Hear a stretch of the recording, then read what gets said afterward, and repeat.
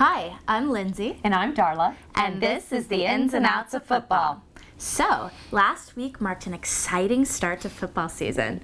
Peyton Manning, quarterback for the Denver Broncos, made his return to football after almost 2 years being out on a neck injury.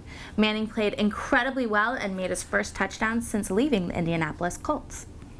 As a matter of fact, Peyton Manning entered NFL history by being only the third quarterback to reach 400 touchdown passes, after only Dan Marino and Brett Favre.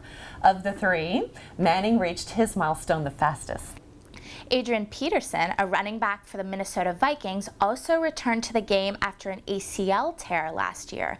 This is a common football injury but can be devastating for some players. It usually interferes with at least 2 seasons, if not the player's entire career. So it's amazing that Peterson was back for the start of the season. He had reconstructive knee surgery around Christmas and was ready to play by last week. 9 months is usually considered the minimum recovery time, so his recovery was pretty fast.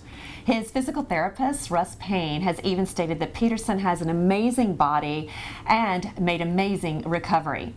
I agree. I bet you do. Another quarterback who made a splash this week was Robert Griffin III, or RG3, of the Washington Redskins, who led his team to a victory over the New Orleans Saints. The rookie quarterback threw for 320 yards, 2 touchdowns, and no interceptions, earning him the title of NFC Offensive Player of the Week. He's even coined his own pose, griffining. Griffin was tackled after throwing a touchdown pass and threw both of his arms up in the air while he was still sitting on the ground. And while we're talking about quarterbacks who had a good game, I can't neglect Dallas Cowboy Tony Romo. As reluctant as I am to say this, I have to admit he played a good game on Wednesday. He led them to a victory against the New York Giants. The Houston Texans beat the Miami Dolphins on Sunday. The Texans' defensive end, J.J. Watt, had 1.5 quarterback sacks. That's when you tackle the quarterback. You know, Watt said that the reason for his successful sack rate in the last game came from learning the Dolphins' snap count by watching the HBO reality series Hard Knocks. Only the offensive team is supposed to know the snap count. That's when they go hut 1, hut 2, because it indicates when the quarterback will be snapping the ball. So Watt having this information really gave him an advantage. The New York Jets were off to a good start this year, beating the Buffalo Bills 48-28, and despite all the hype surrounding Tim Tebow's move to the Jets, he was used very sparingly in this past week's game. It was the 5th time that Tebow played an NFL game without throwing a single pass. It also marked the first time he was booed as a New York Jet. Many more to come. But Jet fans remain hopeful, as last week's game marked a good start to hopefully a strong season. But will they keep it together when they play the Pittsburgh Steelers on Sunday? I hope so. Another game to look forward to should be the New York Giants against the Tampa Bay Buccaneers on Sunday. The Giants lost their first game this season, and as the defending Super Bowl champions and current Super Bowl favorites, they need to win on Sunday. It would be unreal for them to start the season at 0-2. They're not the only Super Bowl favorite to lose their first game. The New Orleans Saints and the Green Bay Packers also lost in Week 1.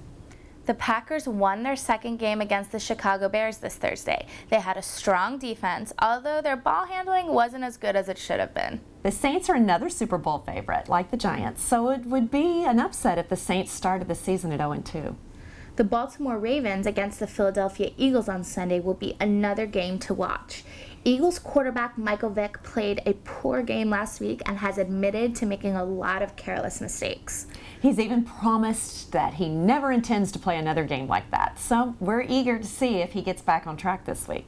And if you can trust anyone, it's Michael Vick. Ravens quarterback Joe Flacco had a very good game last week, although most of the Ravens' success in the past has been attributed to their defense. We also have the San Francisco 49ers taking on the Detroit Lions on Sunday.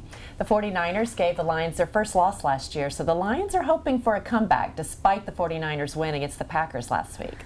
And on Monday night, the Denver Broncos will take on the Atlanta Falcons. We're all eager to see Peyton play again this season, and we're pretty confident he won't disappoint.